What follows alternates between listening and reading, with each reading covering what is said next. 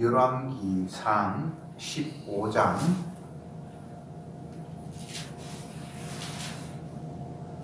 1절부터 15절 말씀까지 교독하겠습니다. 15장 1절 제가 먼저 읽습니다. 느밧의 아들 여로보암 왕 제18년에 아비암이 유다 왕이 되고 예루살렘에서 3년을 치리하니라. 그 모친의 이름은 마아가라 아비살롬의 딸이더라. 아비암이 그 부친의 이미 행한 모든 죄를 행하고 그 마음이 그 조상 다윗의 마음 같지 아니하여 그 하나님 여호와 앞에 온전치 못하였으나 그 하나님 여호와께서 다윗을 위하여 예루살렘에서 저에게 득불을 주시되 그 아들을 세워 후사가 되게 하사 예루살렘을 경복케 하셨으니 이는 다윗이 햇사람 우리아의 일 외에는 평생에 여호와 보시기에 정직히 행하고 자기에게 명하신 모든 일을 어기지 아니하였습니다. 여로보암과 여로보암 사이에 4년 동안 전쟁이 있었더니 아비암과 여로보암 사이에도 전쟁이 있으니라. 아비암의 남은 사적과 무릇 행한 일이 유대왕 역대 지약에 기록되지 아니하였느냐. 아비암이 그 열조와 함께 자니 다윗승에 장사되고 그 아들 아사가 대신하여 왕이 되니라. 이스라엘 왕 여로보암 제20년에 아사가 유다 왕이 되어 예루살렘에서 41년을 치리하니라. 그 모친의 이름은 마아가라 아비살롬의 딸이더라. 아사가 그 조상 다윗같이 여호와 보시기에 정직하게 행하여 남색한 자를 그 땅에서 쫓아내고 그 열조에 지은 모든 우상을 없이하고 또 그 모친 마가가 아세라의 가정한 우상을 만들었으므로 태우의 위를 패하고 그 우상을 찢어서 기드론 시냇가에서 불살랐으나 오직 산당은 없이 하지 아니하니라. 그러나 아사의 마음이 일평생 여호와 앞에 온전하였으며 저가 그 부친의 구별한 것과 자기의 구별한 것을 여호와의 전에 받들어 드렸으니 곧 은과 금과 기명이었더라. 아멘.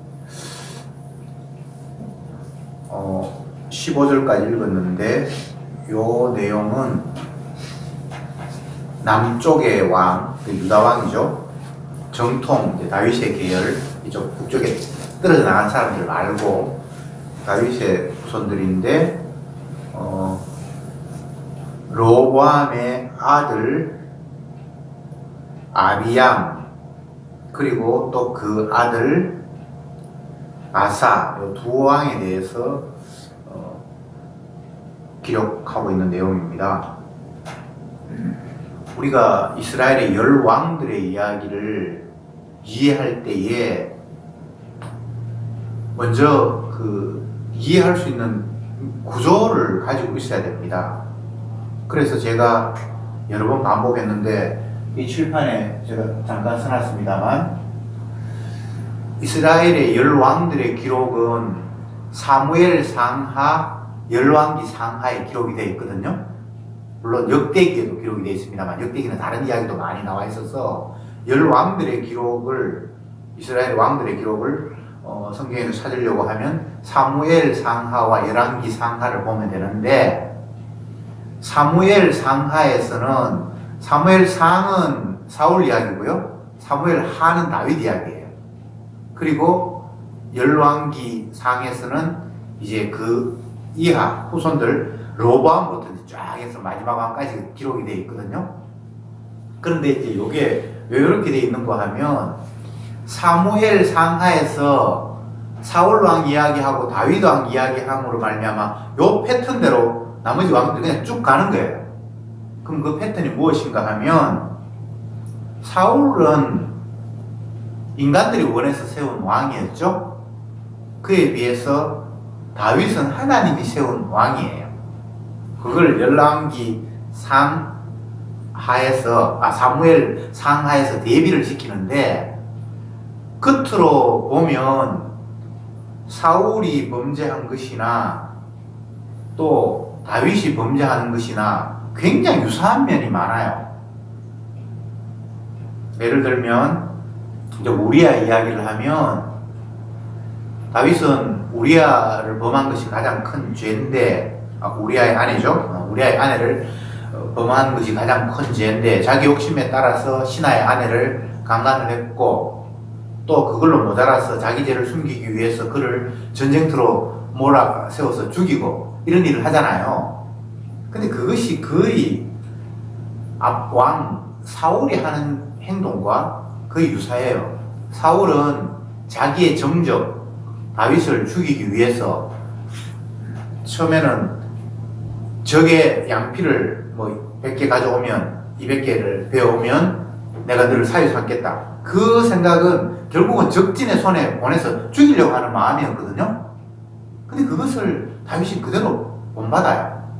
한 사람은 성공을 하고 한 사람은 성공하지 못하고 등등 많은 부분에 있어서 사울 왕의 범죄와 다윗의 범죄가 유사한 측면이 많은데 사울 왕은 하나님의 뜻을 어겼다라는 이유로 그냥 그 왕의 자리에서 끝이 나버려요. 그 첫 번째 왕으로서 자기의 사명을 끝내고 그 후대가 왕으로 연결되지 않아요.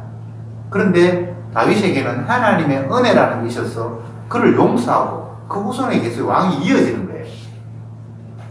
지금 이 이야기가 굉장히 중요합니다.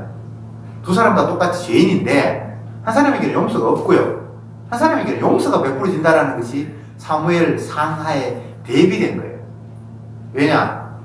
사울은 인간이 세운 왕이고 다윗은 하나님이 세운 왕이기 때문에 한 사람은 아말렉과의 전쟁에서 모든 걸 다 진멸하라고 선지자가 얘기를 했는데 좋은 거 가져와서 자기가 챙겼잖아요. 그렇게 네가 하나님의 은혜를 어겼기 때문에 영원히 너는 이제 하나님 앞에 아우 이렇게 해서 그냥 그걸로 끝나버려요. 근데 사울은 범죄할 때마다 주님께서 선지자를 찾아가서 회개하게 하고 용서하는 일이 계속해서 벌어져요. 그러면서 네 후손을 통해서 왕이 계속해서 연결될 것이다라고 약속을 하시는 거예요. 이 차이가 성경 전체의 나눔입니다. 인류 처음에 아담과 하와가 자녀를 낳는데 가인과 아벨이 태어나잖아요. 똑같이 아담의 아들인데 가인과 아벨을 주님께서 차이 나는 사람으로 분류를 시키잖아요. 어떤 식으로 그 차이를 분류하시는가 하면 제사라는 것, 하나님 앞에 제사 드린다라는 그 하나의 행위를 가지고 가인과 아벨을 분리시키거든요. 똑같이 똑같이 아담과 하와의 자손인데 그것 말고 다른 차이가 없는데 가인이 드린 제사는 하나님께서 거절하시고 아벨이 대신 드린 제사는 연락하셨다는 이유 때문에 가인과 아벨이 나눠져 버리죠. 그죠? 이런 식의 성경이 계속해서 연결되는 거예요. 또 예를 들어 볼까요? 야곱이 아닙니다. 이삭이 에서와 야곱 쌍둥이를 낳아요. 그런데 에서는 제외하고 야곱을 하나님께서 받으시죠. 근데 그들의 행위를 보면 야곱의 행위와 에서의 행위가 거의 유사하게 죄를 범해요. 거짓말로 뭐 어떻게 하고 뭐 이런 걸 보면 이 사람이나 저 사람이 별 차이가 없어요. 근데 하나님께서 택했다라는 이유 때문에 한 사람에게는 계속 용서가 부어지고 한 사람에게 택한 자가 아니기 때문에 그냥 그걸로 끝나버리는 거예요. 이게 성경의 패턴입니다. 열왕기를 통해서 하나님께서 하시고 싶은 이야기가 그 이야기예요. 인간은 다 죄인인데 내가 얘들에게는 용서와 은혜를 베풀었다. 이쪽에는 그게 없어요. 이 땅의 모든 인류는 멸망과 구원이라는 주님의 그 커다란 프로젝트 아래 다 함유된 자잖아요. 그런데 그 멸망과 구원이라는 것이 무엇에 근거하는가라고 이렇게 물었을 때에 구원받은 사람과 멸망받은 사람에게 이유가 있는 것이 아니라 더 원천적인 이유가 있는 거예요. 주님께서 멸망할 자를 멸망시키고 구원할 자를 구원하시는 거예요. 그래서 에서와 야곱이 태어나기도 전에 하나는 미움받기로, 하나는 사랑받기로 작정이 되었다라고 사도 바울은 로마서에서 이야기하고 있어요. 그래서 이 패턴을 가지고 이 열왕기를 봐야 돼요. 오늘 15장에서 남쪽 왕 누굽니까? 아비야 그리고 그 아들 아사를 이야기를 했는데, 따지면 첫 번째 사울 왕, 두 번째 다윗 왕, 세 번째 솔로몬 왕, 그리고 네 번째 로보암 왕, 그 다음에 로보암의 아들이 오늘 본문에 나타나는 다섯 번째 아비야, 여섯 번째 아사. 그러니까 이제 5대 6대 왕에 대해서 오늘 본문에서 이제 읽었어요. 아비암이라는 로보암의 아들은 어떤 사람이었는가 하면, 오늘 본문에 의하면 3년 동안 이제 치리하다가 끝이 나버리는데, 그 아버지 여로보암을 본받아서 악을 행했다라고 성경이 기록하고 있고, 3절에 15장 3절인데 열왕기상 15장 3절에 보면 아비암이 그 부친의 이미 행한 모든 죄를 행하고 그 마음이 그 조상 다윗의 마음 같지 아니하여 그 하나님 여호와 앞에 온전치 못하였으나, 이렇게 돼 있죠.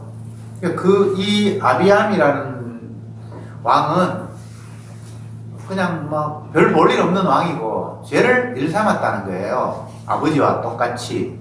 아버지 로보암의 죄가 무엇이었죠? 뭐 우상 숭배하고 엉뚱한 죄를 짓고, 어쨌든 뭐 하나님의 율법과 상관이 없이 그냥 살았고, 그래서 이제 나라가 나누어지는 것이 되는데, 어쨌든 그 아버지처럼 그렇게 살았다는 거예요. 그런데 4절을 한번 보세요. 그 하나님 여호와께서 다윗을 위하여 예루살렘에서 저에게 등불을 주시되 그 아들을 세워 후사가 되게 하고 예루살렘을 경복해 하셨다, 이렇게 돼 있잖아요. 여기 이제 두 가지 이야기가 있는데, 하나는 아비암이 아버지처럼 악을 행했다. 그럼에도 불구하고 하나님께서 다윗과 약속한 것을 생각하셔서 그 아들에게 계속 왕위를 이어줬고, 그가 그했던 예루살렘을 하나님께서 지켜줬다, 이렇게 이야기가 돼 있어요. 은혜 받는 자의 모습이죠.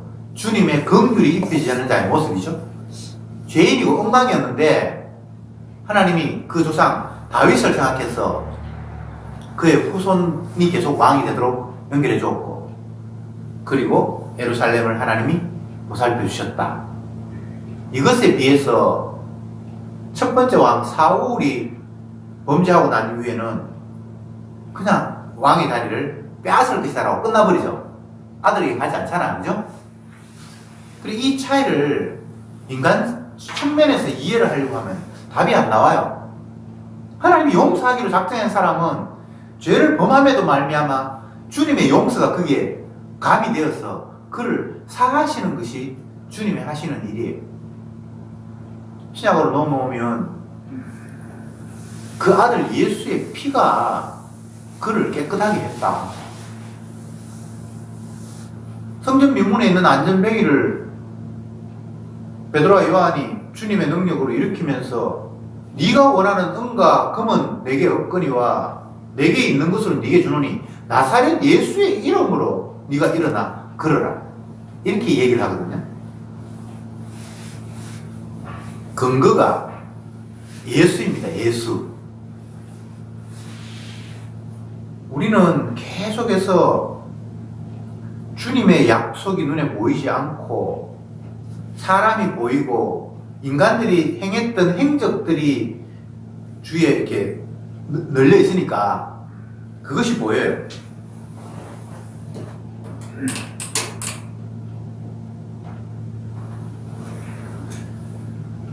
그런데 겉으로 드러난 것, 눈에 보이는 것이 사람들에 의해서 보여지고 누군가 행했기 때문에 그것이 남는다라고 그렇게만 본다면 하나님의 약속을 인정하지 않는 것이고 주님의 전체적인 언약을 못 보는 사람이에요. 겉으로 드러난 것은 보이지 않는 것으로 말미암아 되었다라고 히브리서에서 이야기하고 있잖아요. 그래서 그 보이지 않는다라는 것은 하나님의 약속이죠.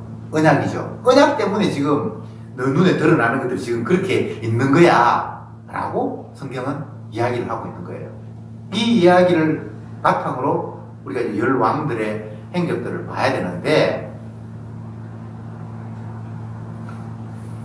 아비암이 아버지 로보암처럼 엉망진창으로 살았다. 그러면 그냥 그걸로 끝나버리면 되는데 왜 거기에서 굳이 4절 말씀에서 그 하나님 여호와께서 다윗을 위하여 예루살렘에서 저에게 등불을 주시되 그 아들을 세워 후사가 되게 하시사 예루살렘을 경고케 하셨으니, 이런 이야기를 왜 집어넣어야 되냐 말이에요. 잘못했으면 벌하면 끝나잖아요. 그렇잖아요. 그거 엉망이었다 그러면, 그래서 지옥 이러면 그냥 깔끔하게 끝났는데, 그가 엉망이었는데 하나님이 다윗의 등불을 거론하고 뭐 이렇게 하는 이유를 우리가 알아야 된단 말이죠. 은혜 받는 사람은 은혜 받는 이유가 자기에게 있지 않아요. 그걸 이야기하고 싶은 거예요. 어디에 근거하느냐? 여기서는 다윗의 등불이라고 이야기하는데, 이것은 결국은 다윗이 우선 오시는 예수님 때문에 너 죄인이지, 벌 받아야 되는데 예수님 때문에 너 용서받았어, 이 이야기를 그냥 하고 싶은 거예요. 성경은 단순화시키면 다 이 이야기예요. 성경이 누구 훌륭했습니다, 이렇게 성경을 인물을 보면서 그 사람 본받읍시다 이렇게 흘러가면 안 돼요. 사실은 누구도 훌륭한 사람이 없어요. 그것을 의인은 없나니 하나도 없다. 모든 사람이 죄를 범하였으면 하나님의 영광에 이르지 못한다. 이렇게 성경은 인간을 아담의 후손으로, 죄인으로 이미 못 받고 난 이후에 시작을 하는 거예요.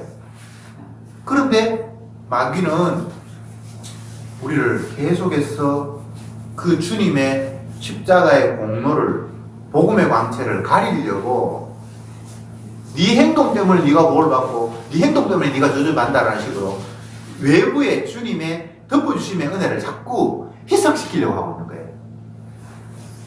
그래서 우리도 모르게 무심코, 나도 그런 마귀의 생각, 선악과를 따먹기 때문에 내 본성에서 그게 그냥 툭툭 나오는 거예요. 네 하는 꼬라지 보니까 진짜 앞으로 잘 되겠다.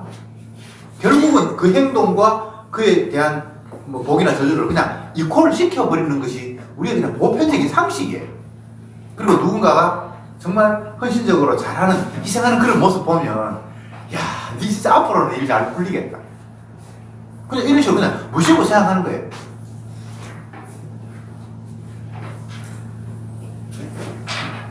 송정 저수지 이제 운동한다고 이게 한 바퀴 쓱 걸어요. 그러면 뭐 이렇게 무리들끼리 지어서 아줌마들은 두 사람 세 사람 같이 걸어가는 사람들이 막 이렇게 이야기 주고받고 하는 그런 것들이 들리거든요. 일부러 들으려고 해서 하는 것은 아니고. 근데 그분들의 대부분의 이야기는 이런 선악 구조에서 누구가 너무 뭐 시어머니한테 못하고 뭐 그렇게 하는데, 지금은 지가 잘 살지만은 언젠가는 지가 벌 받을 거다. 그 행위의 악이 결국은 벌로 올 것이다라는 그런 논리. 또 아니면 반대로, 진짜 그 사람은 가난하고 힘든데 너무너무 어른들한테 잘해, 앞으로는 걔들 풀릴 거야. 그 선행이 결국은 자기에게 복으로 올 거다라는 이런 이야기들이 모든 사람들의 이야기에 거의 대부분이. 여러분의 의식 구조도 거기에서 벗어나지 않아요. 근데 성경을 보면 그런 이야기를 하고 있는 게 아니에요. 이 이스라엘의 로보암의 아들 아비암이 아버지 따라서 엉망진창으로 살았는데, 하나님이 그 조상 다윗을 생각해서 예루살렘을 주님께서 경고하고 지켜주죠. 이야기 패턴이 지금 달라지잖아요. 이 이야기 속에 저와 여러분들은 아비암이고요. 근데 주님께서 예수 그리스도의 십자가의 대속의 피를 생각해서 우리를 용납했다. 이런 식으로 우리에게 말씀하시는 거예요. 그렇게 이렇게 돼버리면 우리가 행동 잘해야지 뭐 이런 말이 나오는 것이 아니라, 주님 감사합니다. 그 말밖에는 나올 게 없는 거예요. 내가 앞으로 행동 잘하겠습니다 말은 내 행동 잘해가지고 지금 그것 때문에 내가 당당해지고 싶습니다라는 그 이야기 말고는 다른 논리가 거기서 형성 안 되잖아요. 왜 다윗이 또 아니면 바울이 성령에 의해서 자기 자신의 모습이 유리알처럼 그냥 노출되었을 때에 의사에도 마찬가지고 나는 어쩔 수 없는 죄인이구나. 이거 뭐 내가 뭐 의지로 하고 말고 내 행동으로 절제하고 말고 할 그런 것이 아니라 그냥 나는 태생적으로 죄만 그냥 흘러나오는 자이구나라는 것을 고백을 하고 근데 그걸로 끝나버리면 나 죄인이니까 뭐 나의 희망이 없다라고 그냥 끝나버릴 텐데 거기에 주님의 대속의 피가 덮쳐오니까 주님 감사합니다. 그 피의 은혜가 아니면 나는 아무것도 아니었군요라는 이런 고백이 흘러나오게 돼 있는 거예요.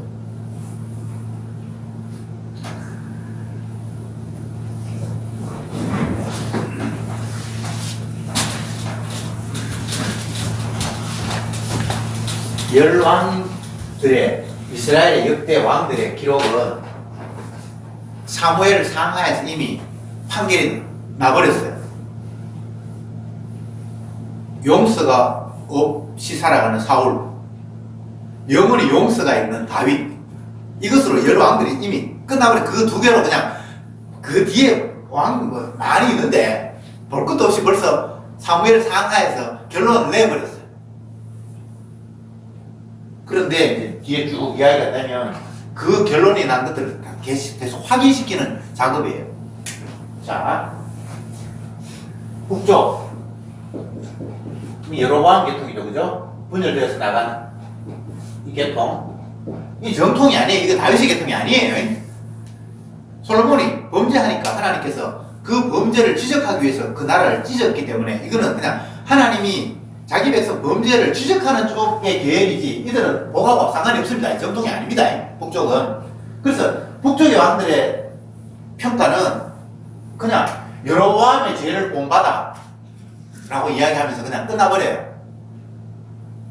북쪽의 왕들이 쫙 열거되는데 그 조상 여로보암의 죄를 본받아 아니면 그 길로 행하여 이렇게 하면서 그냥 이것은 볼 것도 없어. 이거는 뭐 은혜가 없어. 긍휼이 없어. 정통이 아니야. 하나님 택한 계열이 아니에요. 이렇게 나가고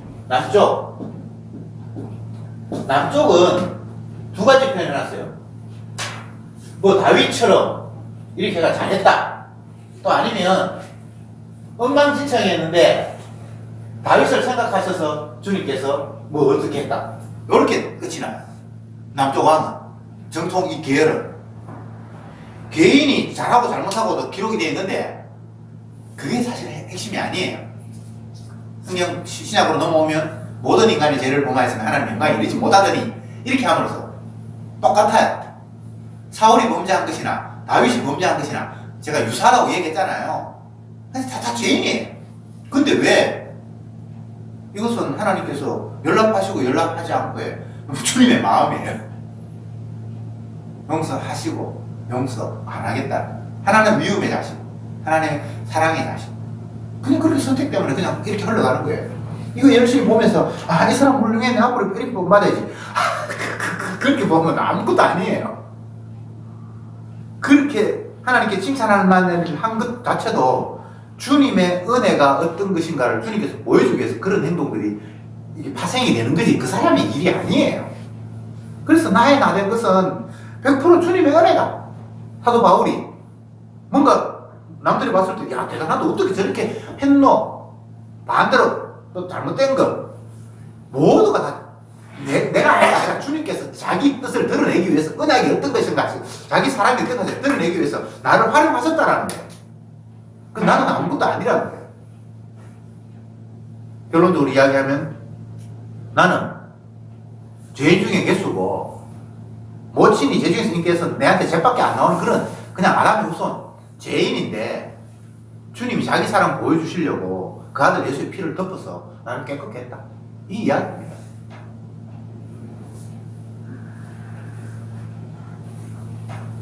오늘 본문에서는 아비암이라는 아들은 엉망진창이다 라고 이야기를 했고, 그 아들 아사는 아주 다윗처럼 정직하게 행했다 이렇게 이야기를 하면서 그가 하나님 보시기에 마음 든 행동들을 쭉 열거해놨어요. 남색하는 자들을 추방했고 우상을 제거했고, 그 엄마가 우상을 만들어서 막 섬겨서 그 엄마를 막 그 태우의 자리에서 폐위시켰고, 또 금원을 가지고 자기 모은 재산을 가지고 성전에 드렸다 뭐 이런 이야기를 쭉 하고 있어요. 근데 그게 보면 그 사람이 잘했다라는 이야기로 결론을 내는 것이 아니라 주님의 은혜가 임했기 때문에 이런 사람도 있었다라는 거예요. 다 주님의 용서가 먼저 근거가 돼 있는 거예요. 이러나 저러나 주님의 용서가 있으면 계속해서 주님의 사랑 가운데 흘러가는 거고, 용서 없으면 끝. 그래서 복음은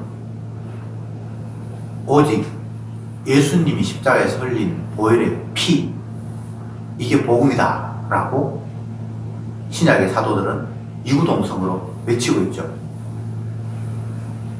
피가 아니면, 예수님이 대신 흘리신 피가 아니면 아무것도 아닌 거예요, 죄인에게는.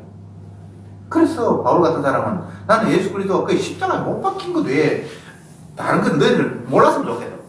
뭐 지식으로 따져가지고 율법이 어떻고 할례가 어떻고 오만 이야기를 다 하는데 제발 그런 거 따지지 말고 피의 의미를 너희들이 제발 알아라. 구약에 왜 주님께서 이스라엘 백성들을 제사장 나라라고 이야기하고 날마다 상번제를 드리면서 제물에 피를 흘려야 되게 하셨는지. 피가 없으면 제사가 안 되는 거예요. 생명이 죽는 것이 없으면 제사가 성립이 안 되는데 왜 제사가 성립돼서 죽어야 되느냐라는 그 의미를 너희들이 제발 좀 알아라. 네 행동 잘해서 뭐가 결론내는 게 아니고 피 때문에 뭔가가 결정이 된다.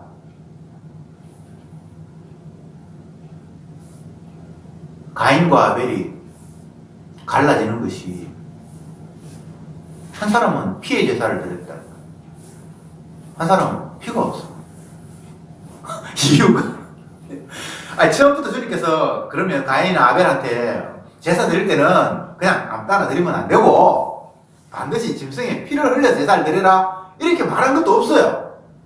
그냥 가인은 농사하는 자였기 때문에 곡물을 가지고 하나님께 제사를 드렸고, 이 사람은 양을 치는 자, 아벨은 양을 치는 자이기 때문에 양을 가지고 제사를 드렸고, 그냥 지 평소에 가지고 있는 걸 가지고 하나님께 제사를 드렸는데, 주님 일방적으로 나는 피의 제사만 받지 피 없는 거는 제사로 인정하지 않는다라고 주님 일방적으로 선언을 해버렸어요. 하나님 이런 분이에요. 왜? 피의 의미를 주님은 계속해서 우리에게 전해주고 싶었던 거예요. 인간의 정성, 그거 필요한 거 아니에요. 그러면 아벨도 정성 아닙니까? 주님이 아벨의 정성을 본 것이 아니고 피에 주목하고 계신 거예요. 피. 그럼 뭐 가인은 정성이 없었는가? 정성 이야기를 지금 하는 게 아니라니까? 주님이 원하시는 것은 피예요. 피. 피는 생명이고, 주님이 원하시는 생명은 자기 아들의 생명이에요.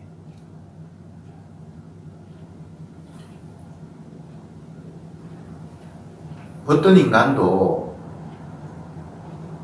자기 마음대로 세상을 움직일 수가 없어요. 왜냐하면 지가 세상의 주인이 아니기 때문에. 세상은 주인이 따로 계시잖아요. 주가 계세요.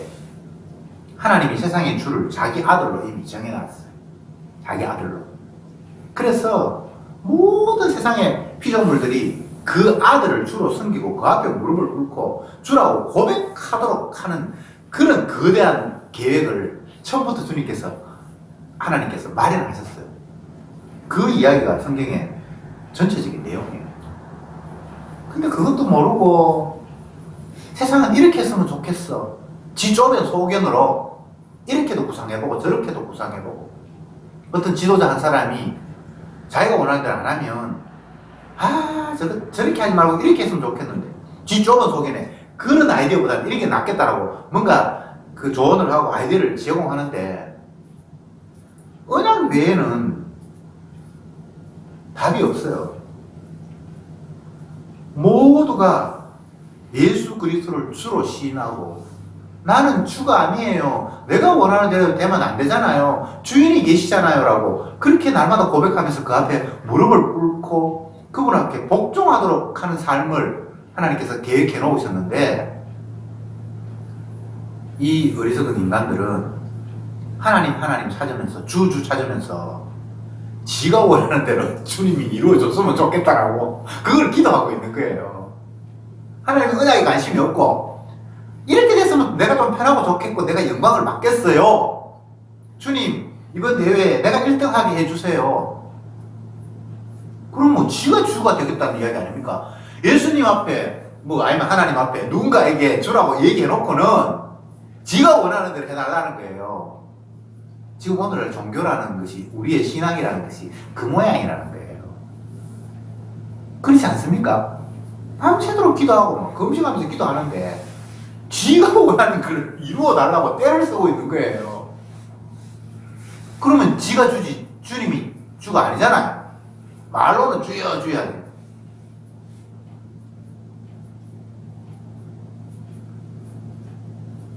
우리가 성경을 읽으면서 끝없이 마귀에게 받는 유혹이라는 것은 무엇인가 하면 주님의 선택을 보면서 하나님께서 일방적으로 자기가 기뻐하신 자에게 은혜를 주고 그렇지 않은 자에게는 하나님께서 제거해 버리시는구나. 주님의 하시는 일을 그냥 보면 되는데 그 좋은 편, 이 성경 읽다 보면 좋은 편이 있잖아요. 그걸 자꾸 나하고 억지로 이렇게 연관시켜서 일치시키려고 하는 거예요. 그래서 그 사람 행동을 한번 보고 이렇게 해서 이렇게 칭찬받았다. 자꾸 그런 식으로 흘러가 버려요. 야곱은 사랑하고 에서는 미워하였다는 그냥 주님께서 그렇게 주님께서는 누구는 미워하고 누구는 사랑하시는구나. 사랑하시는 자에게는 자기의 희생, 피를 그 안에 집어넣어서 그걸 근거로 해서 사랑이 펼쳐지는구나. 그냥 이렇게 보면 되는데 자꾸 좋은 쪽으로 나를 집어넣고 싶은 거예요. 그래서 거기서 막 자꾸 어떻게 하면 내가 좋을지를 근거를 거기서 또 막 찾아내는 거예요. 근거를 아무리 찾아도 없습니다. 그냥 주님 일방적으로 사랑하기로 작정했기 때문에 사랑하시는 거예요. 그러면서 그 사랑하는 자를 통해서 자기 자신의 희생의 공로가 그게 어떻게 스며져 있는가를 자화자찬하시는 식으로 주님께서 자기 백성을 이끌어 가세요.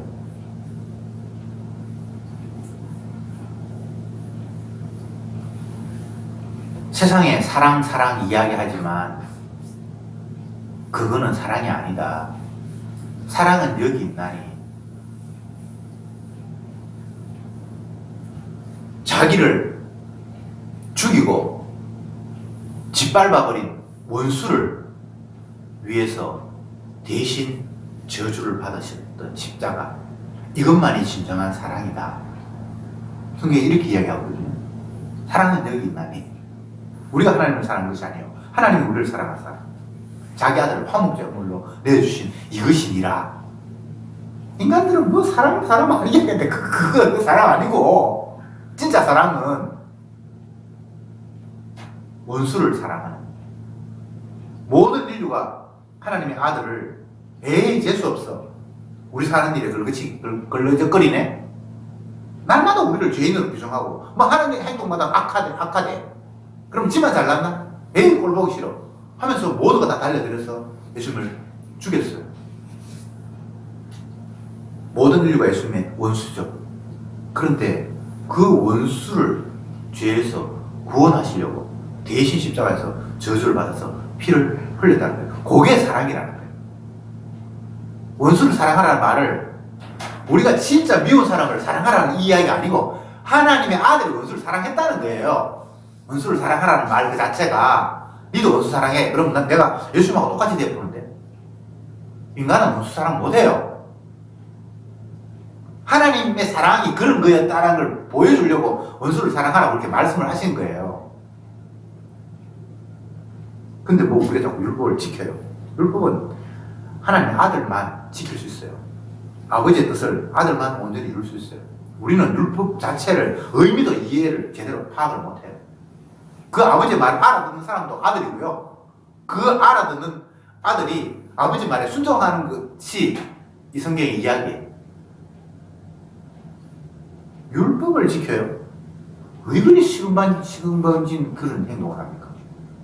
그거 진짜 말이 안 되는 거예요. 그것도 구약 율법을 지키라고 했잖아요. 그게 그런 뜻이 아니라니까. 율법을 또 보니까 우리가 정말 이 구제불능의 죄인이구나를 깨닫는 게 율법의 의미예요. 무엇을 지켜요? 지키기는. 율법을 지키는 분이 따로 계시는 거예요. 그래서 율법은 예수님께로 인도하는 지름길, 몽학선생이라고 얘기했잖아요. 그래야 그게 제대로 율법에 대한 이해가 됐거든요.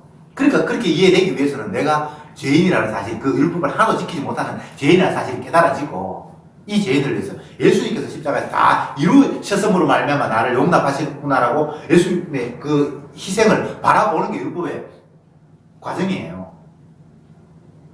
지키고 말고 하는 문제가 아니고, 율법을 1계명부터 10계명까지 집에 담벼락에 다 쳐놓고 오늘은 최소한 1계명 지켜야지. 그런 게 아니고, 하나님 외에 다른 걸 섬기지 말라 그러면 나는 물질을 섬기고 힘 있는 이 세상에 권력 있는 사람, 돈 있는 사람에게 머리 숙이고 이런 식으로 살아갈 수밖에 없는 죄인이구나. 그냥 그렇게 깨달으면서 이런 죄를 위해서 예수님이 대신 저주받으셨고 화목제물 되셔서 나를 아들로 용납하셨구나. 그게 율법을 제대로 이해해서 율법이 몽학선생, 예수 그리스도의 십자가의 피로 인도하는 그런 코스로 가는 거잖아요.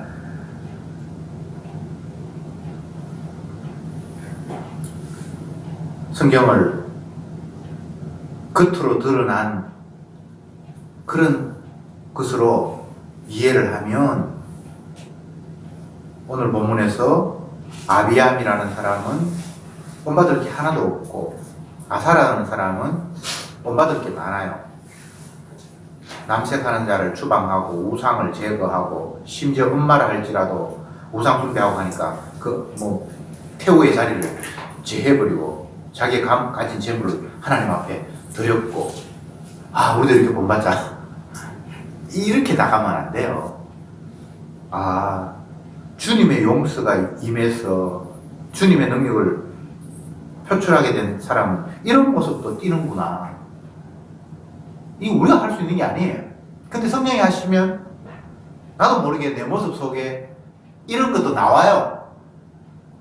내가 할 수 있는 게 아니고 주님이 나를 사로잡아서 자기의 용서를 보여주기 위해서 성령으로 역사하시면 나한테도 이렇게 그냥 이런 모습이 나도 모르게 그냥 나오는 거예요. 성령의 열매는 우리가 맺는 게 아니에요. 성령께서 맺게 하시는 거예요. 그래서 이것은 나의 열매가 아니죠. 나의 나 된 것은 주님의 은혜다. 이렇게 얘기했을 때 이것은 좋은 것, 나쁜 것 다 통틀었어요 하는 이야기예요. 좋은 것만이 아니고 엉뚱한 것도. 하나님이 다윗 왕에게 이스라엘이 범죄함으로 말미암아 그들을 심판하기 위해서 다윗의 마음을 충동하셔서 인구조사를 하게 하셨다. 이렇게 돼 있어요. 성경에 보면. 근데 주님이 뭘 하시려고 다윗을 엉뚱한 뻘짓을 하게 만드는 거예요. 그래서 3일 동안 온역이 임해서 7만 명이 죽는 어마어마한 주님의 심판을 목격하게 하시는 거예요. 원래는 다윗이 인구조사할 마음이 없었어요. 근데 하나님이 그 마음을 충동했다니까. 뭘 하시려고? 이스라엘 전체를 주님께서 책망하시려고. 이제 말씀의 결론을 맺겠습니다. 어느 왕님들 지가 저주받고 싶은 왕이 있겠습니까? 모든 인간은 다 복받기를 원하죠. 근데 복과 저주가 우리의 손에 달려있는 게 아니고 내 행위와 상관이 있는 게 아니라 주님이 자기 영광을 드러내기 위해서 어떤 사람에게는 엉뚱한 짓을 하게 하고 어떤 사람에게는 용서가 보여지고 그냥 그런 하나의 그 역할극이 우리에게 주어진 거예요. 그래서 성도는 자기 행위에 주목하는 것이 아니라 나를 움직여 가시는 주를 바라보게 되는 거예요. 그러면서 그분 앞에 주라고 고백하고 인정하고 이 세상이 내 마음대로 되는 것이 아니라 내 일이 나의 일이 아니라 주님의 일이라는 것을 고백하면서 주님 앞에 감사하는 거죠.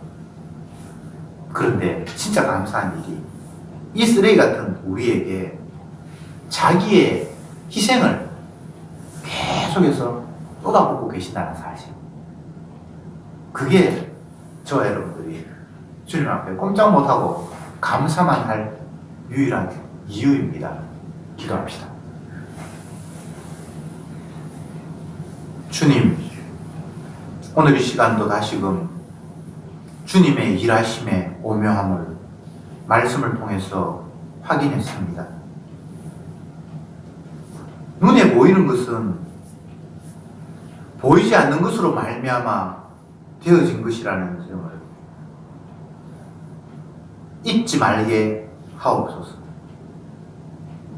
그리고 이 모든 것들이 나의 유익과 기쁨을 위함이 아니라 주님의 주되심을 드러내기 위한 일이라는 사실을 한순간도 잊지 않기를 원합니다. 그래서 우리는 어떤 일을 당하든지 그 일 속에서 예수 그리스도의 주되심을 바라보게 하시고 주님 앞에 감사하며 주님을 찬양하는 저들이 되게 해 주옵소서. 예수님의 이름으로 기도드립니다. 아멘.